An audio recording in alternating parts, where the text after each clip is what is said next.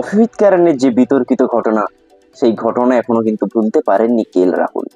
তিনি বলেন, ওই ঘটনার পরে কোনো সাক্ষাৎকারের কথা শুনলে তিনি ভয় পান। আপনাদের জানিয়ে দিই, 5 বছর আগে হার্দিক পান্ডিয়ার সাথে রাহুল গিয়েছিলেন কফি উইথ কারণে। আর সেই সাক্ষাৎকারে এমন কিছু কথাবার্তা হয় যা নিয়ে কিন্তু সারা বিশ্বে সমালোচনা শুরু হয়ে গিয়েছিল। আজ 5 বছর পর সেই সাক্ষাৎকার নিয়ে মুখ খুললেন রাহুল।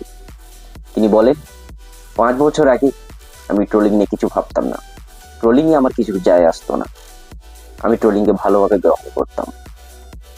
এই ঘটনা আমাকে প্রচণ্ডভাবে আঘাত করে। এই ঘটনার পর থেকে আমি প্রচণ্ড ট্রোলিংয়ের মুখে পড়ি।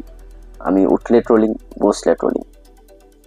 আর সেই সাক্ষাৎকার আমি এখনো ভুলতে পারি না। সেই সাক্ষাৎকারের পর কিন্তু আমি নিজেকে অনেক বদলে নিই এবং আমি সম্পূর্ণভাবে বদলে যাই। কফি উইথ কারণ সম্পর্কে রাহুল আরও বলেন যে, আমি ছোটবেলা থেকে অনেক শান্ত। আমার কারণে আমার বাবা মাকে কোনোদিন স্কুলে পর্যন্ত যেতে হয়নি। আমার নামে কোনো ব্যাড রিপোর্ট নেই স্কুলে।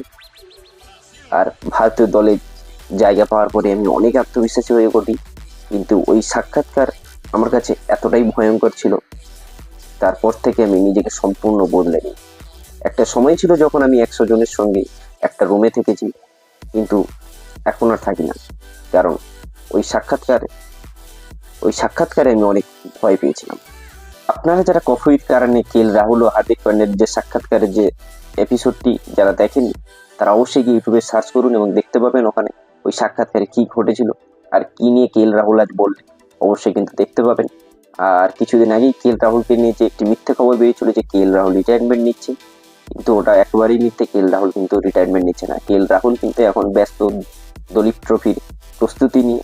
তিনি চান পরবর্তী সিরিজে খেলতে। বাংলাদেশের বিরুদ্ধে টেস্ট সিরিজ রয়েছে, পরবর্তী সিরিজগুলোতে যিনি ভালো করে খেলতে পারেন তার জন্য কিন্তু প্রস্তুতি নিচ্ছেন।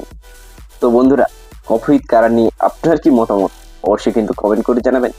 চ্যানেলটিকে সাবস্ক্রাইব করে রাখবেন ক্রিকেট বিশ্বের সমস্ত খবর সবার আগে পাওয়ার জন্য। তো চলুন, দেখা হচ্ছে নেক্সট ভিডিওতে।